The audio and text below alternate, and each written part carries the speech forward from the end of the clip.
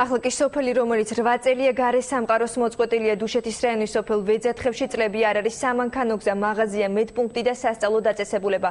ყველაფერი ამას სოფლის მეწყერსაში ზონაში მდებარეობაც ემატება.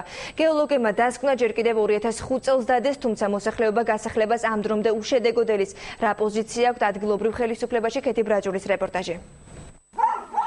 ეს გზა ვეძათხევში მიდის, თუმცა მასზე უკვე 8 წელია ავტომობილს არ გაუვლია.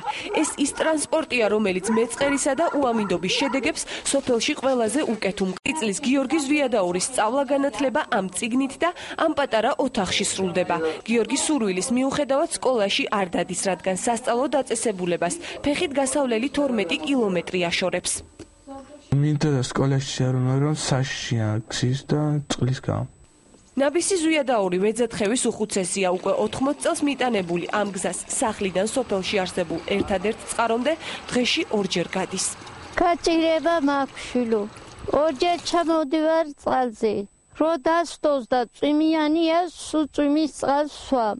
უკვე 8 წელია ვეძათხევი მეწყერსაშიშ ზონად გამოცხადდა, ამიტომ სოფელში სამანქანო გზა არ არსებობს. ადგილობრივები სამედიცინო მომსახურებას ვერ იღებენ.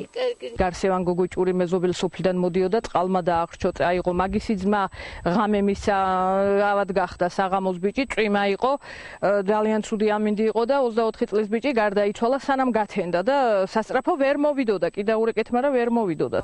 იმას, რომ ვეძათხევის მოსახლეობა მუდმივი საფრთხის წინაშე დგას, გეოლოგები საკუთარი დასკვნით ამყარებენ. მერაბ გაფრინდაშვილი ამბობს, რომ დამეწყრის საშიშროების წინაშე შესაძლოა დუშეთის რაიონის კიდევ რამდენიმე სოფელი აღმოჩნდეს. მოუზადდა სათანადო დასკვნა იმ კვლევების საფუძველზე, რომელიც გეოლოგიურმა სამსახურმა განახორციელა აღნიშნულ დასახლებულ პუნქტში და სოფლის ყველა მაცხოვრებელი დაექვემდებარება გასახლებას. ვეძათხეველების პრობლემის მოსაგვარებლად ადგილობრივ მთავრობას კონკრეტული გეგმა აქვს. დუშეთის გამგებელი ამბობს, რომ ვეძათხეველები საცხოვრებლით რამდენიმე თვეში დაკმაყოფილდებიან. 15 ნოემბრამდე უნდა გადავცეთ ეს მონაცემები ინფრასტრუქტურის სამინისტროს და ავტომობილთა და განსაკუთრების სამინისტროს და იმედი მაქვს, რომ წლის ბოლოს ეს ხალხი უკვე ნორმალურ პირობებში უნდა ცხოვრობდეს. ამის მიუხედავად ადგილობრივები მთავრობის მხრიდან უყურადღებობას უჩივიან.